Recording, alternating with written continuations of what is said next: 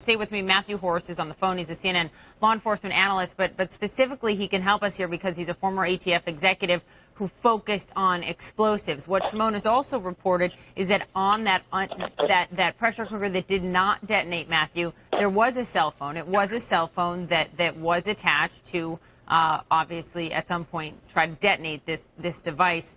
What are they doing right now as they've taken it out of the area and they're doing their forensic work on it? What can they tell, aside from the serial number and where the pressure cooker was purchased? What else can they tell as they take apart this bomb? Well, we talked about this early, Poppy. There are things as small as wires that we can take date shift codes off of wiring to try to determine where the wire might have been purchased, what kind of instrument or device the wire may have been in before it was used as a component in an IUD. Obviously, the cell phones, we're going to want to know where they came from, who purchased them, and why they were attached to the device. So, the other thing we talked about all day was the video was going to tell the story.